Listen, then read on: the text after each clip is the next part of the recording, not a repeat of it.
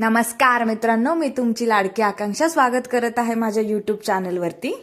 चला तर मग बघूया आपण आजची रेसिपी। आजची रेसिपी आहे मेंदूवडा।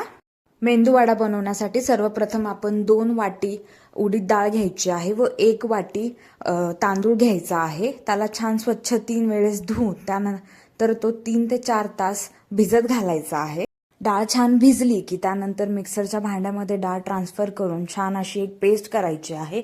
शक्यतो पाणी न वापरताच पेस्ट करा। जर लागेल तर थोडं किंवा एक 4 ते 5 चमचे पाणी घालून तुम्ही याचे छान मिक्सर वाटून घेऊ शकतात। त्यानंतर आपण वाटलेले जे वाटण आहे ते एका बाउलमध्ये काढून घ्यायचं। त्यामध्ये साधारणतः 2 चमचे एवढं मीठ घालायचे, 3 ते 4 चमचे एवढी हिरव्या मिरचीची पेस्ट घालायची आहे। त्यामध्ये कढीपत्त्याचे पानं व कोथिंबीर घालायची आहे। त्यानंतर ते मिश्रण एकदा छान असं एकजीव करून फेटून घ्यायचं अगदी 2 ते 3 मिनिटासाठी।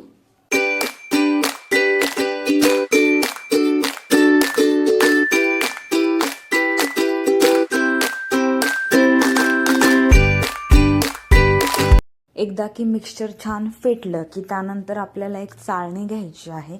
ती पाण्यामध्ये आधी डिप करायची। डिप केल्याच्या नंतर थोडंसं बॅटर आपण आपल्या चाळणीच्या ज्या वरच्या पार्टवर आहे तिथे ठेवायचं व छान असा राऊंड तयार करून एक मध्ये शेप करायचा मेंदूवड्याचा व ते छान डीप फ्राय करायचे आहेत। मेंदूवडे फ्राय करत असताना कधीही लक्षात ठेवायचं की गॅसची फ्लेम ही लो टू मीडियम असायला हवी आहे। जर तुमची गॅसची फ्लेम हाय असेल तर तुमचे मेंदूवडे बाहेरून क्रिस्पी होतील पण आतनं छान व्यवस्थित शिजणार नाही। त्यामुळे कधीही लक्षात ठेवायचं की तुमचे मेंदूवडे फ्राय करत असताना लो टू मीडियम हीटवरतीच फ्राय करायचं आहे व छान गोल्डन क्रिस्पी होई देईपर्यंत तुम्ही मेंदूवडे फ्राय करायचे।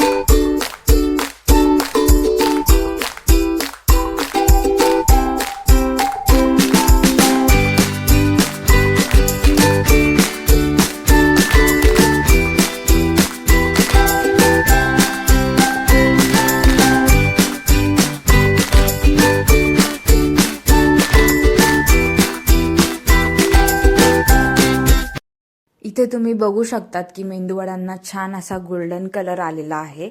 तर चला तर मग आपण चेक करूयात आपले मेंदूवडे झालेत की नाही। तर अगदी छान व क्रिस्पी असे मेंदूवडे आपले झाले आहेत व मधनं छान शिजले सुद्धा आहेत। चला तर मग आपण आपले मेंदूवडे छान असे एन्जॉय करूयात सांबर किंवा चटणी सोबत। अशाच नवनवीन व छान छान रेसिपीज बघण्यासाठी माझ्या यूट्यूब चॅनलला फॉलो करा, लाईक करा, कमेंट करा, सबस्क्राईब करा।